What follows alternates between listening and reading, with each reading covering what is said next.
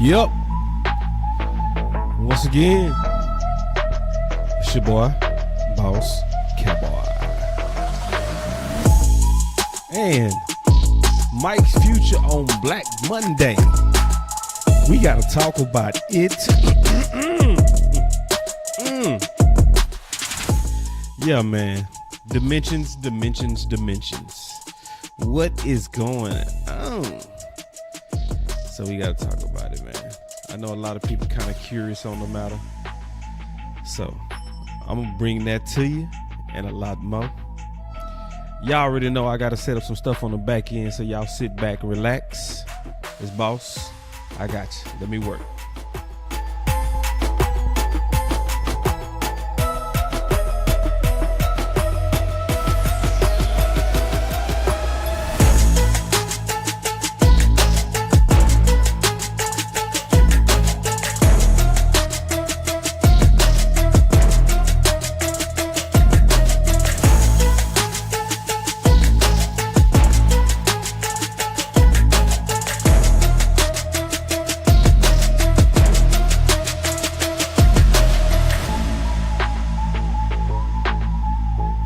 Yeah, still here, man. Come on now.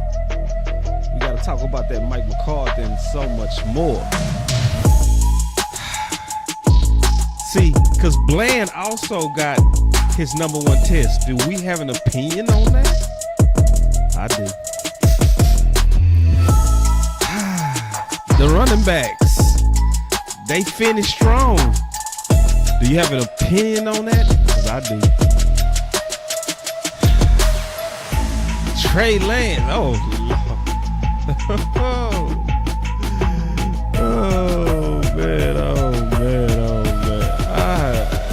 Let's go. Yeah, man. We gotta talk about Dak too. It'll be so interesting, man. So y'all sit back. I got you, man. I got you. Interesting times. Be right back.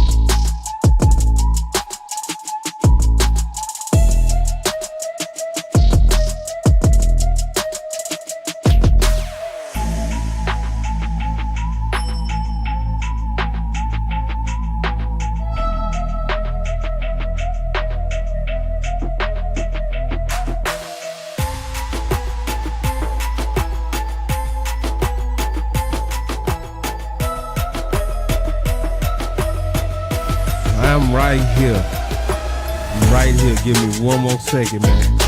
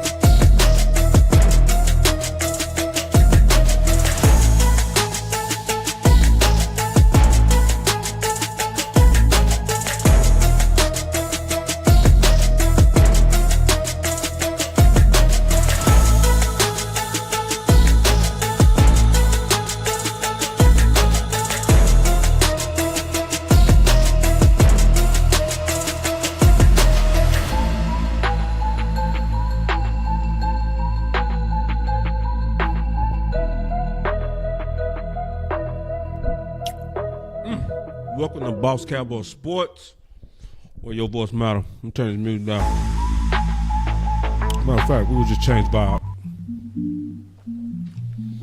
So, I'm about to watch y'all a little bit different. So I'm currently chilling in Trill for Life Studios. Hope y'all like my little backdrop. We'll talk of some ball. Because there's always dimensions to this stuff. Turn this music down a little bit more. It's always some dimensions to this stuff when you're dealing with Jerry and you're dealing with Mike McCarthy. There's always some dimensions, right? So I'm going to try to talk about it as I slept on it. Plus, I want to talk about that game a little bit, just a little bit. Because it also is about the future and some things we're going to need to talk about in the offseason. But as we looking at, what was going on with and going on right now, I've had people call into the show and they had concerns about the future with Mike McCarthy and how to play this out because his contract don't expire till the 14th, right? And so with his contract obviously expiring to the 14th, what does that mean and what's going on, especially with Chicago, right?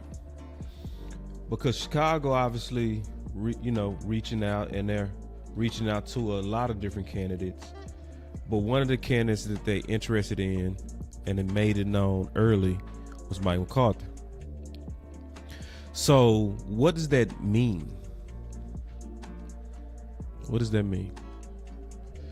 So one of the things that it clearly means is the timetable speeds up. Because, obviously, Jerry made his comments about he want people that want to be here. And most people interpreting his statement as a kind of threat a little bit and trying to get back leverage. But when somebody is wanting you, that helps you. When somebody is wanting you, that helps you. So Mike McCarthy, with it being public and first and early,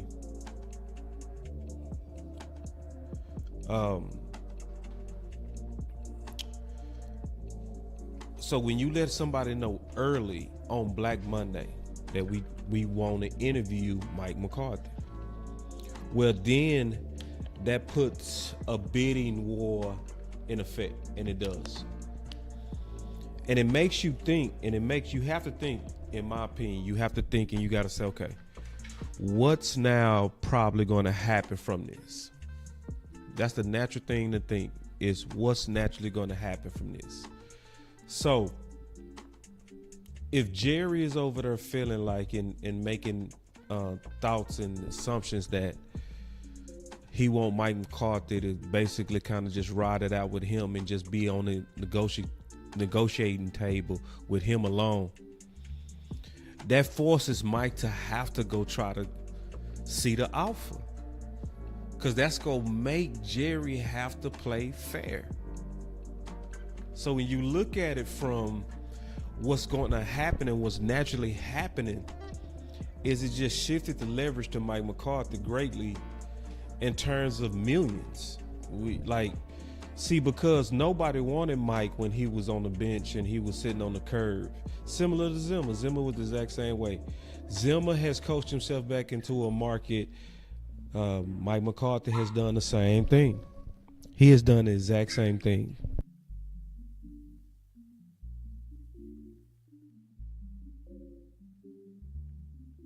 So, so now we got to ask the question, what market?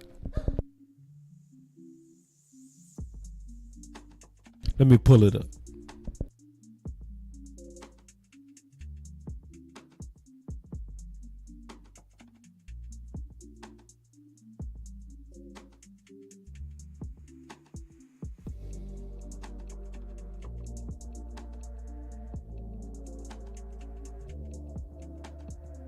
All right. This is courtesy here for my brother, obviously, Law Nation. So Law Nation, he posted this. Is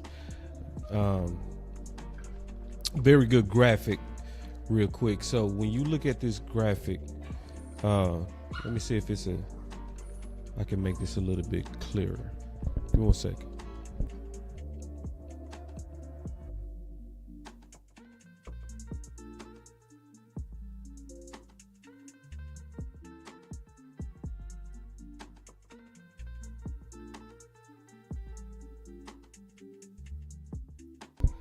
Yep, got it.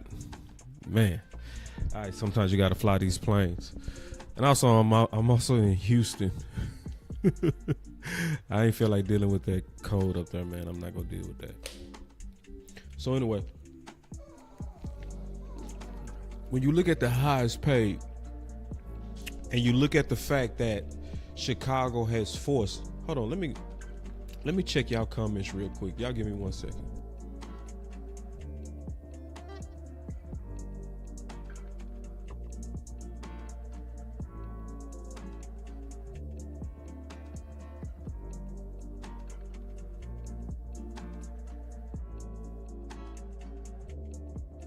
All right, I got y'all comments up now, so I'm gonna have to do it the old school way. All right, so we go work it. We go work it how we work it. All right, so when I look at the market, right, and I look at now Chicago has forced Dallas, right, to the tape, right, and then Jerry is basically trying to say, nah, we want you to, we want people who want to remain Dallas Cowboy coaches. But what would you do? I'm going to just ask you a question because I can see y'all comments now. What would you do if you was Mike McCarthy? I'm asking a real question. What would you do if you was Mike McCarthy? If you was Mike McCarthy, would you just stay in Dallas, or would you go to Jerry and say, hey, Jerry, I do have to go see what's out there? Like, what would you do? Because to me, if you Mike McCarthy, you have to go interview, because there's no official ring. You haven't put a ring on it. It's like a relationship. Where's my ring? Where's my contract? They want to date me, and we talking about millions. We not playing right now. I ain't playing no. So what does that do, right? That forces them to have to talk, speeding up the process. So what could be going on? Because we know inertia has kicked in. Right? Can we just use our common sense? Wouldn't we say that inertia has kicked in? Like, it's right? Huh? See, before it wasn't loud, right? It wasn't loud. It was kind of whispers. It was rumors. But then it became official. Chicago has said, I want to interview that guy. So it's just, listen, y'all, that just naturally says it's faster. It could be any day now. It really could, because like I just said, if you Mike McCarthy and you have no guarantees, and they publicly said, I want to interview you, and they publicly also interviewing other people, are you gonna let me ask y'all a question. Let's just keep it real. Are you gonna let Jerry just run the clock out on you with millions?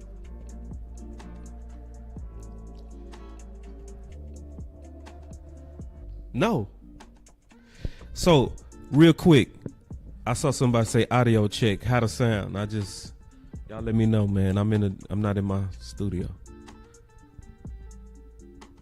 Y'all give me a 1 if everything good.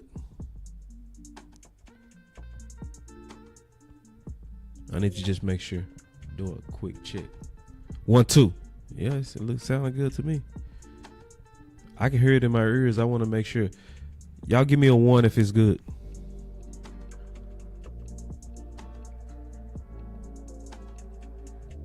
Okay. All right, we good. All right, we good. Yeah, so it can be any day now, y'all. So, because basically, if they didn't fire Mike McCarthy today, Mike McCarthy is likely not going anywhere. Okay. So I just wanted to kind of talk about that real quick. And I want to give y'all some clues in on the past. I want y'all to check this out, because this is, you know, this is one of those things I do where I go back and I listen very closely to interviews in the past and stuff like that, right? Now, it was one thing that I picked up when I was listening to the interviews, and this was from December 10th, 2024 on 105.3 The Fan. It was one thing when I started really kind of seeing that Jerry was likely going to bring back Mike McCarthy. Okay. I just want y'all to just kind of peep this real quick. All right. Listen. So when you do make these decisions, you do use player influence and support to factor into your decision making? Let's put it like this. Anytime you're looking at who's coaching them this day and time, if you've got key players, you look at the situation that gives them the best chance, them being the players that you've got under contract, that gives them the best chance to be everything they can be. The coach that complements them the most, the system. Yeah.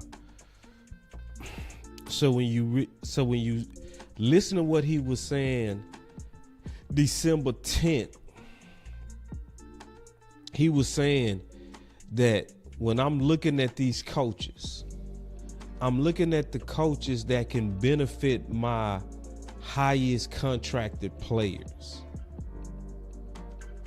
and which system.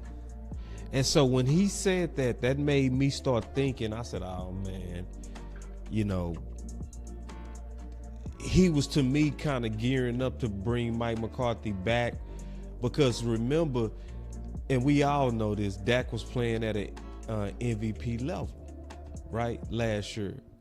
So in his mind, it sounded like he was kind of trying to prep us for why Mike McCarthy would make sense. It's like under the system, we saw Dak's best, you know? So, and it made me start saying, okay, this is his mind state. So it's going to have to be a coach that he sees complements his highest paid players. So that's going to be people like Dak. That's going to be people like CD Lamb. That's going to be a guy that's focused on the offensive line, obviously, because they got that first round Tyler Guyton out there, right? It's going to be what coaches is going to complement and mold where they made their investments. And so then think about it, that also endeared Zimmer, because you saw Zimmer greatly execute. He greatly executed what he wanted to do with Michael Parsons. So, y'all remember when he was on the Doomsday podcast, he talked about he was going to use Michael Parsons in a way, and I'm talking about Zimmer, right? So when he was saying he was going to use Michael Parsons in a way to where he was going to, you know, use him as a decoy, because teams always shade protections to him, and it's a way for him to cause mismatches in one-on-ones. And sometimes he scheme him to where he also go get open too. Just pure confusion, but also strategy to create schematic advantages, right? And you saw Zimmer execute that. So if you Jerry Jones, how does that not endear you even more to both coaches? I'm just keeping it real. If you look at what he said his criteria was and what he's looking for in a new head coach or a head coach. So for those of us who want a change, I want y'all to hear me out. For those of us who want to change, I think the best way to get your change is to talk schematic. I think that's what you got to do. You got to talk schematic. You got to talk how the coach is going to help Dak. It's where you want to speak the language of the person that's making a decision. It's just what it is. You want to speak the language. He telling you, if you want to sell me, you have to sell me on how this coach is going to compliment the people I paid. Just what it is. Keep listening. The approach. We've seen this year an adjustment to a change in coaching with the switch to Mike Zimmer. And you saw firsthand that takes some time. There's some growing pains with moving into a different coaching mindset. And that's also true. And that's where I have to be honest. Can I ask y'all a question? Is that true? Is at least that part true? Is that part true? I was listening to Sky, I think it was a couple of days ago. Man, he had a real good show, bro. And the show that he just kind of smoked it, he did a good job of really breaking down how when you have all these defensive coaches changes, what happens is you really can't even get your personnel to gel into the defense unless you have kind of like an alignment from the top to the bottom philosophy-wise. So if you don't have identity at the top of what is ideal and you not hiring coaches that kind of fit the philosophy from the top, you go make, like for instance, I'm going to give you a perfect example.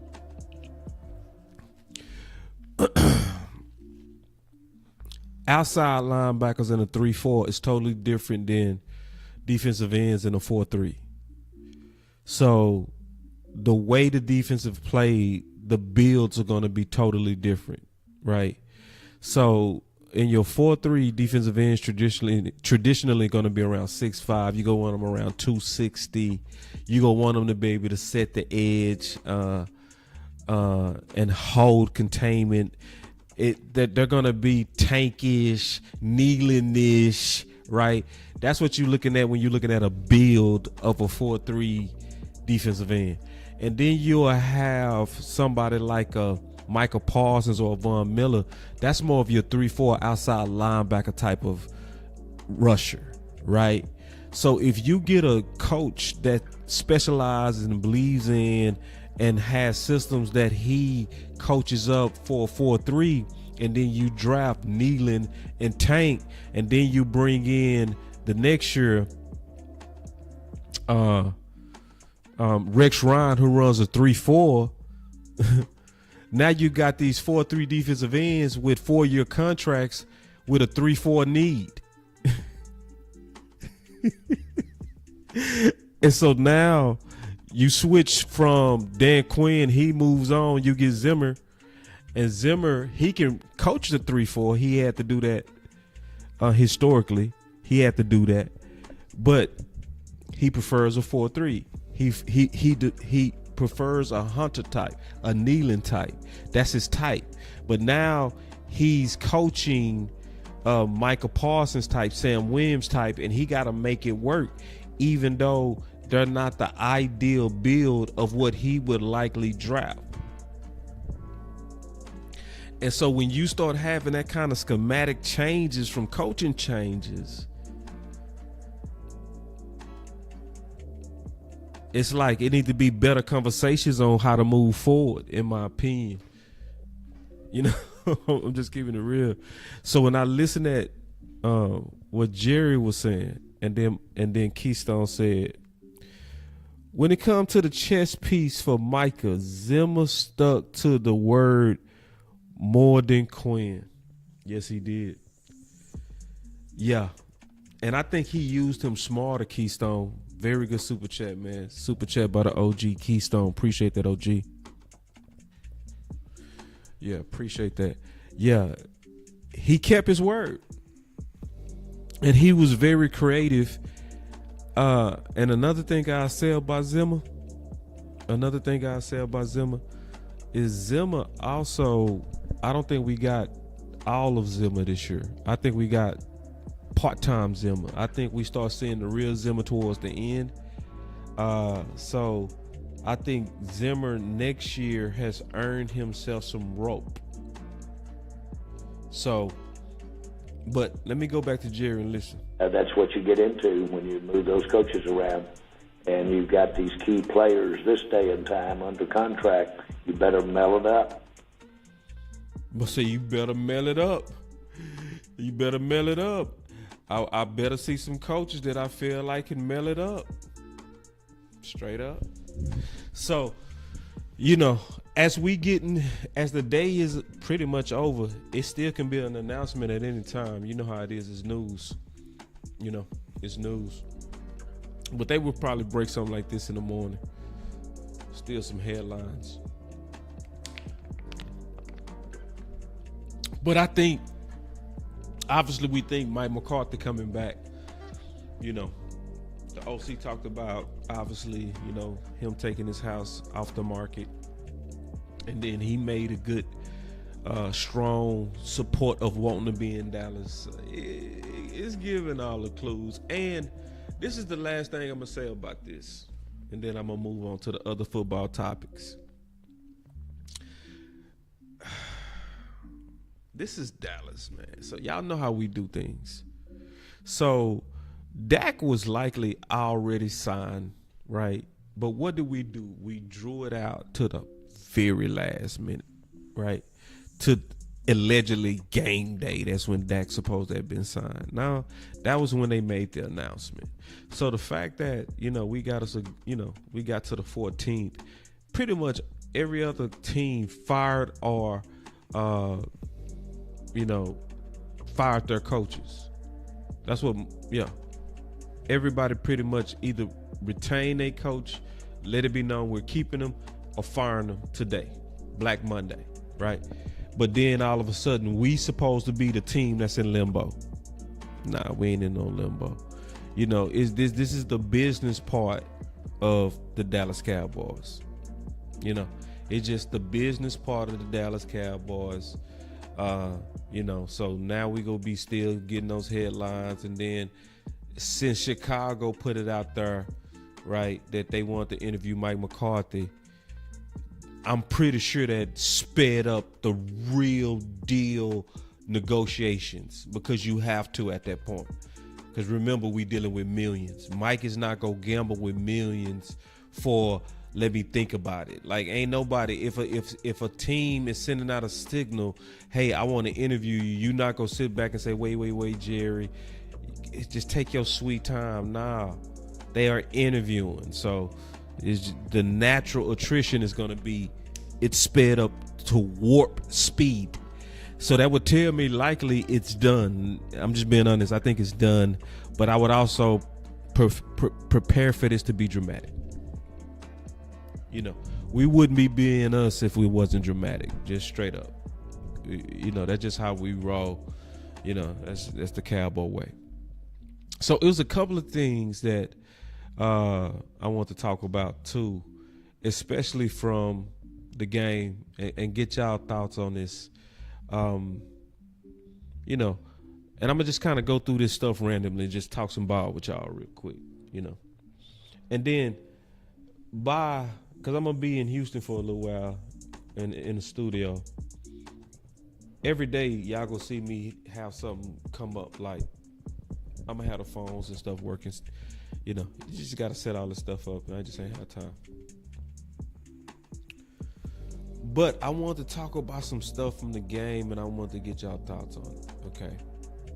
So I'm going to ask y'all a question real quick. What was y'all thoughts on Mozzie, and Osa. And what's your thoughts on the future?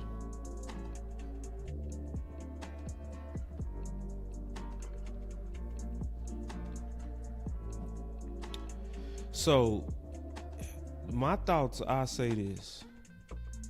With Zimmer and improvements that I saw in Mozzie, that lowers DT on my priority list.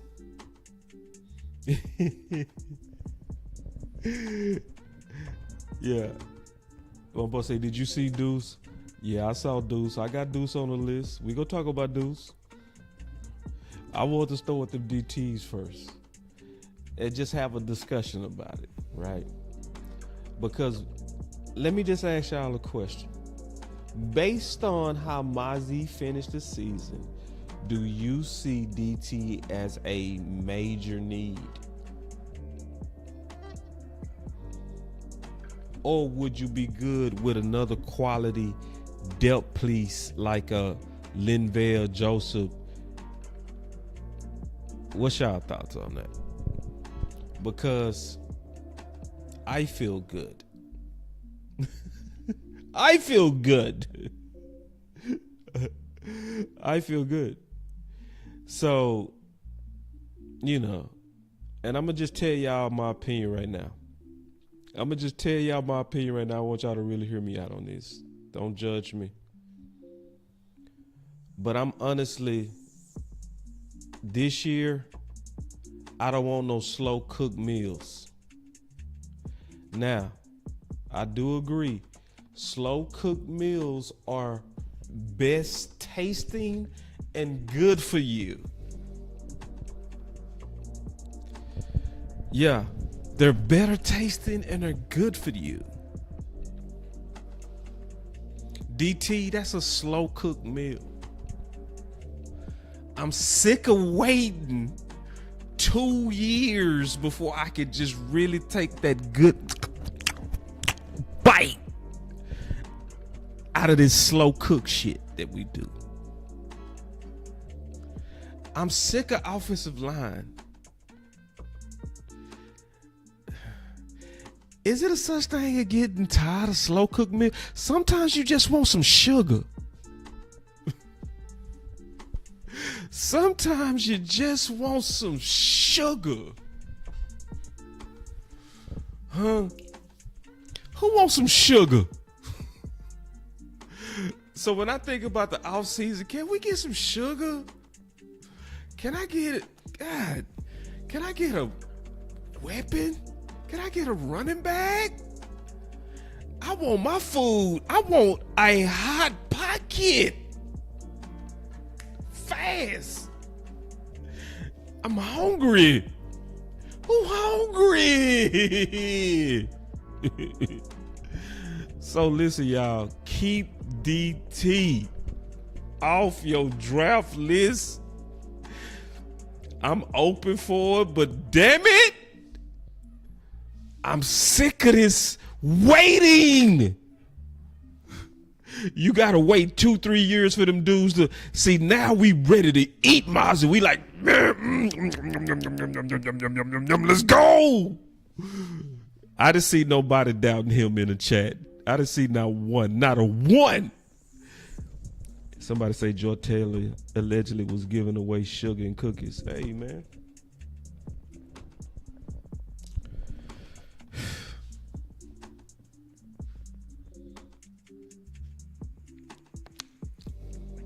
Happens every day, B. Listen, when you're going against a beautiful woman, you better be cold. You know, when you're going up against a beautiful woman, it's a privilege because you gotta you gotta cross your T's and dot your I's, and you gotta just be that much more excellent because there's gonna be so many suckers ready to give this beautiful woman a chance, and you might only have about 5 seconds to gain somebody's attention. So, you know, it's still capitalism. You know what I mean? You know, she has an advantage. I needed my button. Where was my button? She has an advantage. All right. But now, I want to get y'all thoughts, man, on that, Mozzie real quick. So, because we going to be talking about, obviously, offseason and draft and free agents and all that kind of stuff. But I want to ask a couple of questions to kind of put some things on your mind based on what you saw. Let's keep going, right?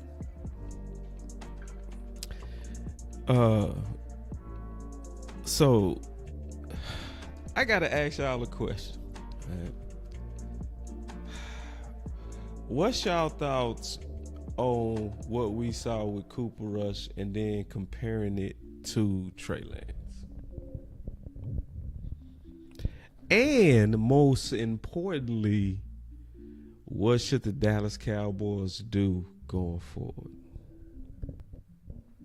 based on what you saw? Now, amazingly and not surprisingly, people go see this totally different. And I think mostly people go see this based on how you already saw this.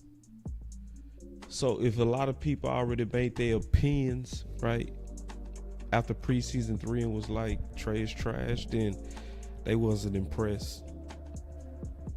But then, it was people that believed that Trey still got something in him. And this is the thing that I don't think anybody can deny. Trey kind of like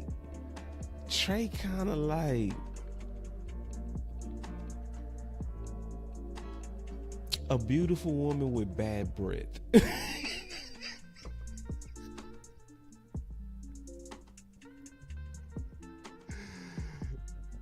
It's like, I think I can fix that.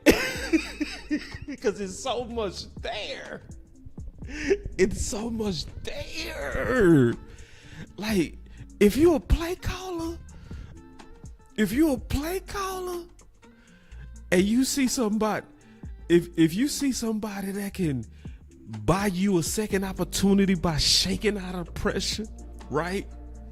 And then when he scramble, he mess around and get you a first down. You know what I mean? You like, he ain't even throwing, he did that. You know what I'm saying? Hey, my boy say, boss, give her a minute. That's why I said what I said. Trey Lance is that beautiful woman with bad breath. You be like, she fine, she pretty, she nice, and her breath is kicking. You like, that type, man, that type of breath that make you say, do you have a cavity?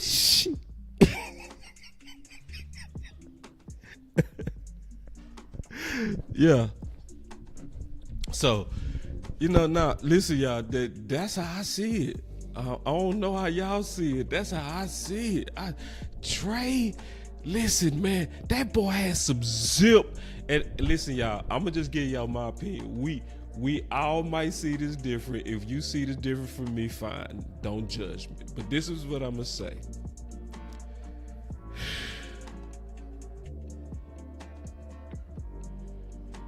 It's just way more upside in Trey than Cooper Rush.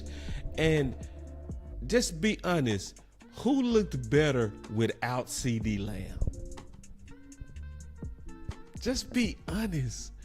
Who looked better without CD Lamb? Can somebody, which quarterback had the weapons looking better? Hold up, my boy say, boss, please read my last. Let me scroll up, bro. Hold on. He say. And then DB say, I don't know that he's better than Cooper, but we better re-sign Trey. If I'm Cooper, I'm out. Bum ass record for QB2 plus you intentionally cost me $250,000. Come here, Trey. Let me talk to you. Hey, listen, man. Let me tell you something.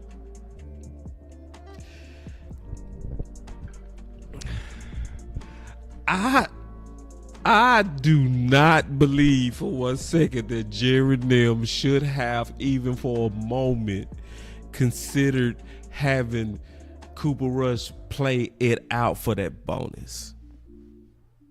No. Not when it's a quarterback to evaluate, not when I'm trying to determine what's best for my future. It's not even a thought. That's just me. It's like, like, it's been so many players that had incentives that we didn't say a word about, that was close to incentives, and we crying over Cooper Rush. No, I'm more so concerned about the competition for next year and what would be better and who would be a better backup to my QB1. That's all I care about. Man, I ain't care about no incentive. I'm so happy that I saw Trey Lance, because now we can have a discussion.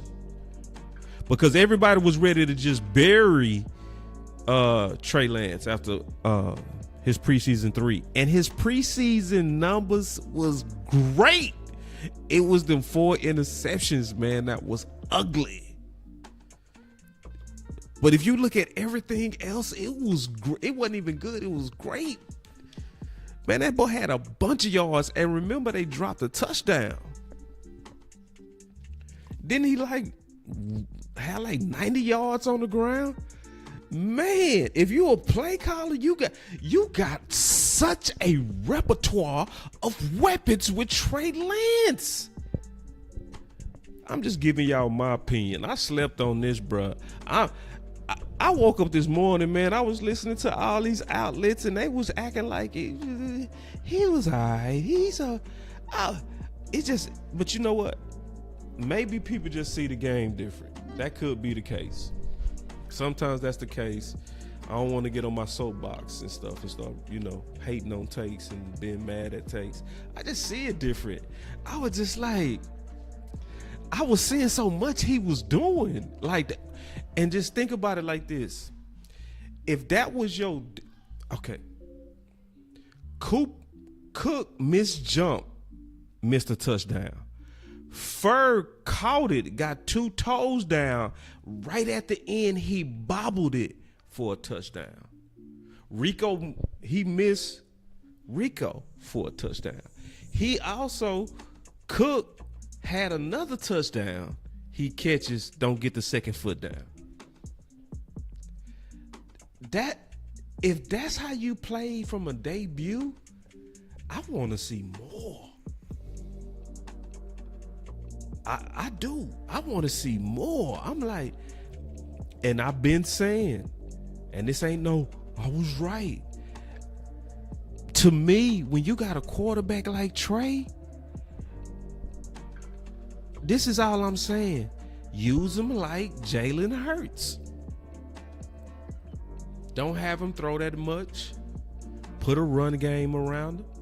You can win with these type dudes, bruh. You can win with them dual threats, especially when they get better and better and better. Can I ask you a question? Is Trey getting better and better and better? I'm asking a question. Let me ask you a question. I'm asking a real question.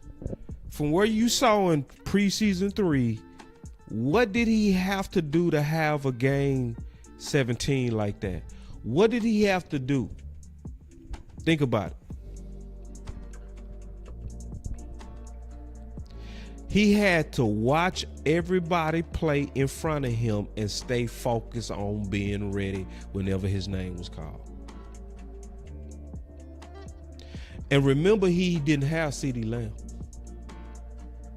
And remember, it was a whole lot of pre-snap penalties that he was fighting against too, and kept moving the ball. And then think about them second chance opportunities where he would scramble out, look upfield, see Jalen Tolbert, and get it. I was like, say, bro. Because I see the difference, I see the difference. See, with Cooper Rush, he's kind of that guy He know the offense type of guy. I'm gonna get you the ball quick type of guy, right? You know, he's gonna be kind of perfect for a play caller that really want to just kind of get a guy that's gonna run the play, right? But Trey Lance, he allows for breakdowns. Like, he has that creative side of him with that athleticism that what if Dak has another hamstring issue? Listen, y'all, we talking football. We talking about for 2025. It's time to have some real conversations about who should be QB2. And to me, if that was your game one, big dog, what would you have been like if we would have gave you all those reps that Cooper Rush got? Let me ask y'all one more question. When does Dak play his best? Now, most teams, they would never have no QB controversy.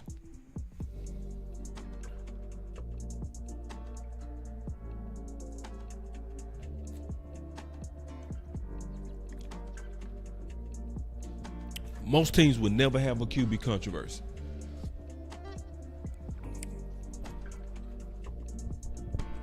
Dallas might be different though, because Dak to me seems like he locks in when it comes to competition. He's kind of a rare bird. Cooper Rush to me is almost making Dak too comfortable. You just clearly way better than Cooper Rush. Trey Lance and just his intangibles will kind of keep you up at night a little bit. You won't just fully fall asleep. So when I say what's good for the future, in my opinion, I want to get y'all opinion. If you trying to pick a QB2 for the future, who you going with? Trey Lance, Cooper Rush. Let's go ahead and put it out there. If you picking a quarterback for the future, who you going with to be QB2? I said Trey Lance, but I want to get y'all opinion. And don't dodge this either. Don't dodge this. This is we all need to put it on record. Put it on wax. I want to hear it. So, while y'all putting it on wax, I'm gonna keep going. Another thing I want to get y'all thoughts on, because we just talking about, like, I slept on this. Wow. No, my boss, I can't call it, boss. You got to call it, brother. Paul, you got to call it. Everybody got to get up. Trey overwhelming. Damn, boy. Man, it's Trey Day. God. Boy. Ooh. Man. I didn't know Trey was I thought it was going to be at least split. Boy. This is Trey. Yeah. Damn. I thought it was just me. No, it wasn't. Yeah. And I'm not acting like he was just amazing. Now, I put it like this. I feel more secure with him as my backup, and I feel like it was a lot of potential for a guy like that to give you at least a game to where he can give you 30 points. I don't really see that with Cooper Rush. I see if Trey settle in, and then if we needed him for like 6 games, I would love to see Trey by game 3, 4, 5, and 6. Woo. Trey by 3, 4, 5, and 6. I was liking all the little things, man, I was seeing in Trey, man, how he was encouraging them guys. You know what I mean? He was dapping everybody up, man. He was super cool. He was cool. I was like, this motherfucker, man. No kind of during headlights. I was like, man, yeah, I would love that. And then he athletic like that, man. I don't want to have to change my offense. I don't want to have to change my offense. If that go down, I want the same type. So I mean, you know, like this ain't, because it's. I just saw too much. Let me move on, man. Let me move on to the next topic. I need to ask y'all a question. What y'all think about Bland at CB1? Ooh, I need my button. I need my horn button. Just imagine me hitting my horn button. What y'all think about Bland as CB1? See, I have a feeling somebody ain't gonna keep it real today. I have a feeling they say Zeke went to LA. Confirm that. Let me look it up. Y'all let me know, man. Y'all let me know if it really broke. If Zeke went to LA. We're gonna go talk about that.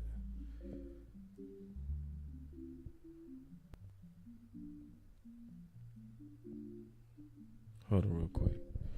Let me look it up.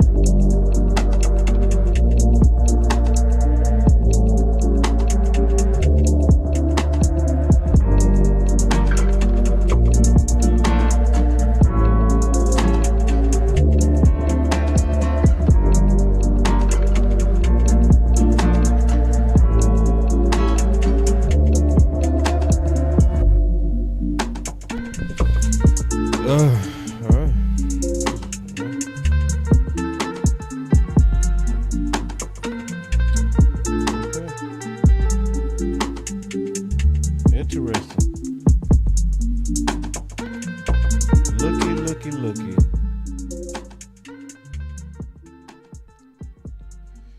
All right. We gonna get back to Bland. Let's look at this real quick. We gonna talk about that Bland though. Listen, y'all just keep that as a teaser. I'm coming back to that because that's an important conversation. But let me talk about the Zeke thing though. So I got it right here. All right. So I guess it's true. Yeah.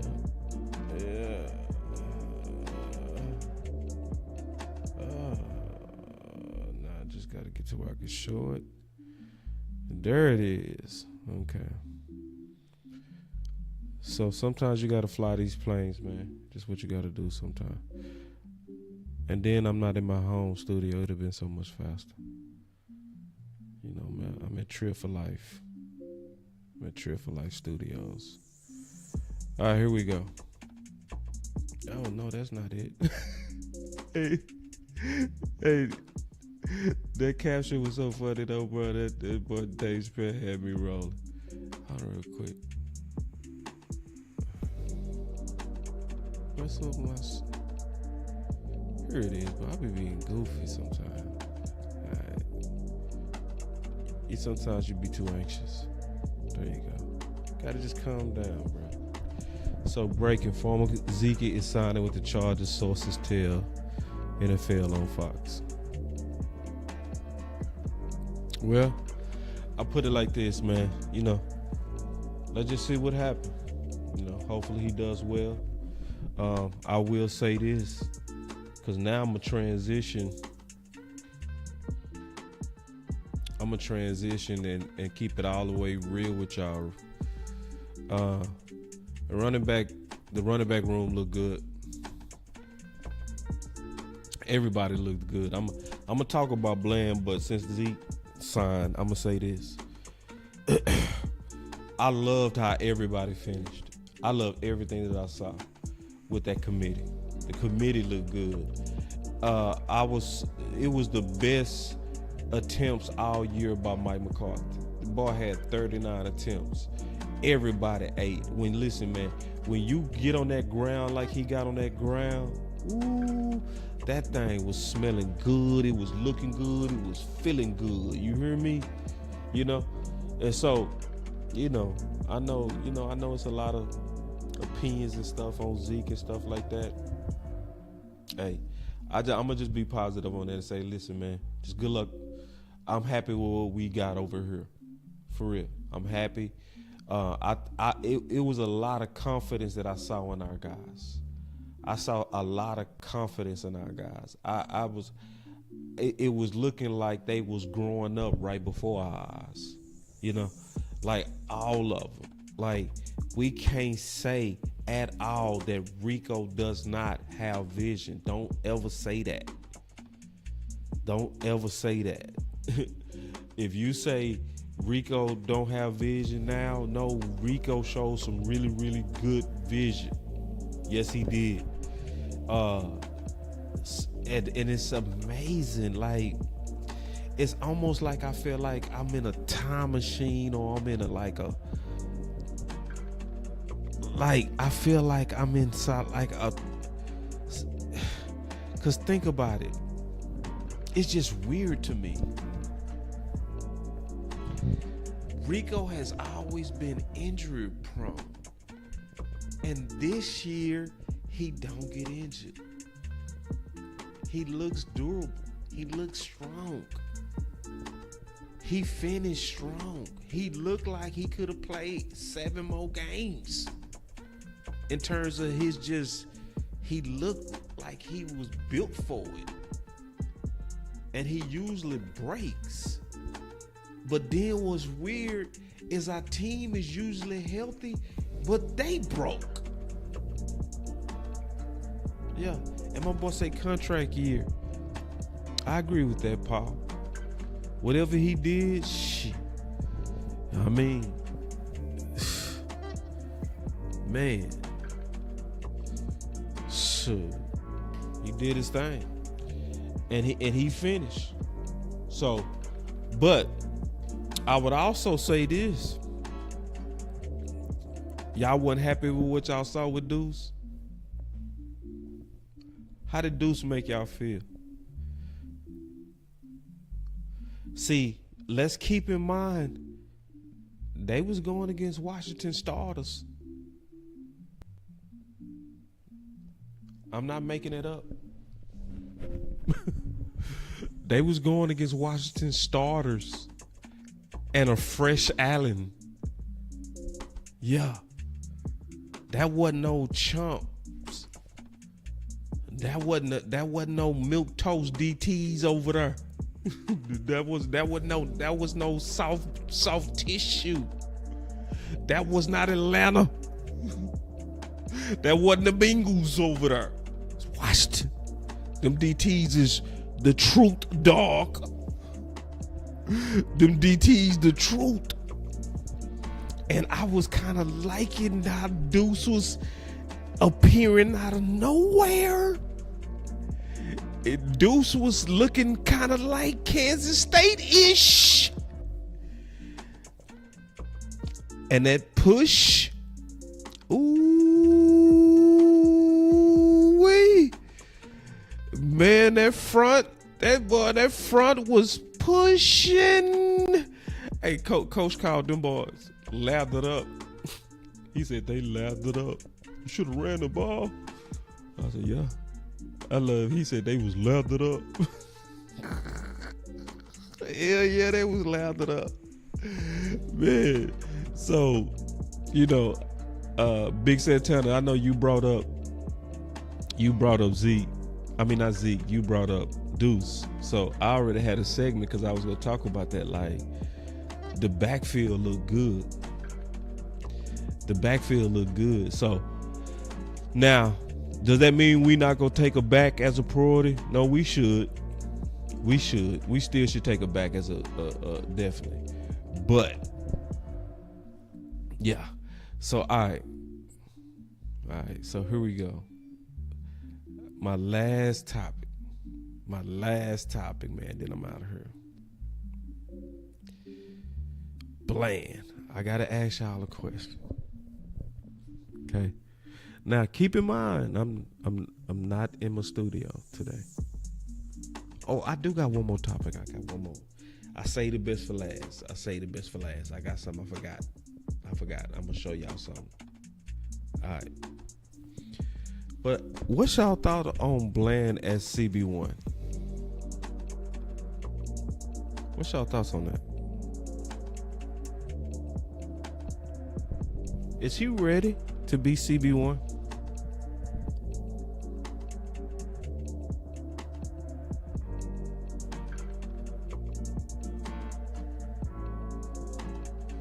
You gotta say something. Can't get quiet. We going into 2025. We gotta tell the truth. Is he ready to be CB1? I think he did good on Mike Evans. I think he played real good on Mike Evans.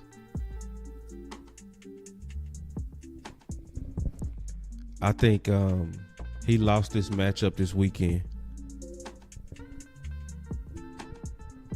He lost it. McLaurin, when Diggs was healthy, how did he do against that same guy? Because healthy Trayvon Diggs was CB1. Was there any doubt? No, I'm honest. I'm asking the question. Was there any doubt when you was go see Diggs versus McLaurin? Who when he was healthy, who was gonna win? I'm saying that to ask the question back to Bland. Do you have that same type of confidence when you see Bland on the best receiver?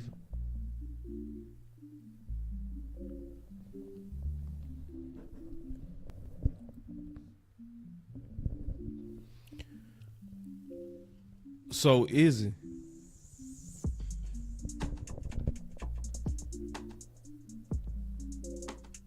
I think he close, but no. No, not yet. That was the good thing, in my opinion, of them testing it, right? Because they did test it. We saw the test, right? It was something that I wanted to see. And now that we've seen the test,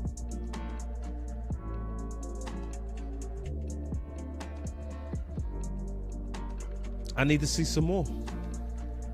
It's just what it is. Now, he might need just one more offseason, right? That could be the case, right? He might need, because this was the first time you got his beak wet, right? This is the first time you threw him in those waters, right? This is the first time you said, hey, you got to go cover the best guy all day. This is the first time they threw that at him. So I'm not making no excuse for him. I'm just at the same time being very honest on what happened when you was put out there with that responsibility. Because then there's going to also come a time to where it's going to be a numeration. It's going to be talks about should he be paid like a CB1. And it's going to be a big case made, especially because of the epic interceptions that he has in his career and his tendency to be consistently a ball guy, right? So interceptions are a premium in the league. So it's going to be one of those things I think we got to keep our eye on as his career progresses. Do I believe in Bland? Yes. Do I believe that Bland is ascending fast? Yeah. Did I like a lot of the times when he was matching up? Yeah, I loved it. Yeah, and you know what, Q-Dog? I can't fight what you just said, Coach. Coach said styles make fights. Bland handle big receivers great. Yeah. Yeah, that's a real good super chat right there. Yeah. Yeah. You know, so, but he also might just need to go to the lab. Sometimes you just got to go work on your quickness. You know what I mean? That's just what you got to go do in the off season.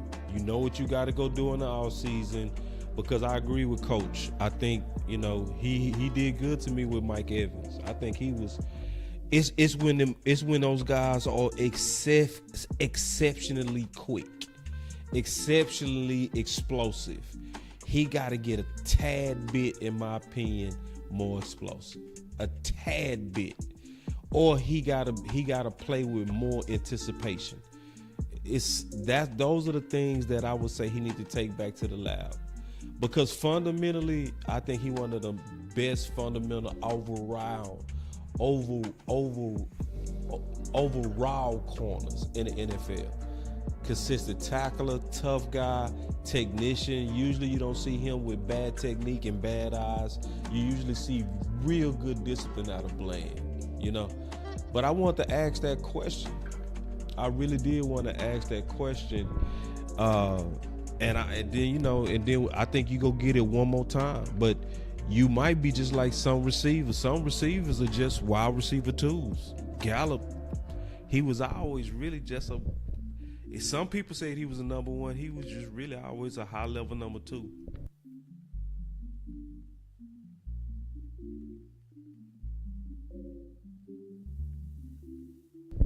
So listen, y'all. I'm not in my studio. I'm at Trill for Life Studios. Man, I appreciate y'all rocking with your boy Boss Cowboy, man. I'm gonna have my phones going next time. I appreciate y'all rocking with me, man. Zeke, good luck to you on there, man, that your season is going on. Hopefully you do something. Hopefully you get what you said you want to get. It's pretty clear to me, though, that I think this deal is likely done with Mike McCarthy and Jerry. Because I just don't see how after today it didn't just greatly speed up. So, man, y'all stay up, man. It's your boy Boss Cowboy, man. I'm gonna be here pretty much all week giving y'all this content from Houston. I'm also gonna have the final word rocking out here as well, man, at the studio. So y'all stay up, man. It's boy Boss Cowboy.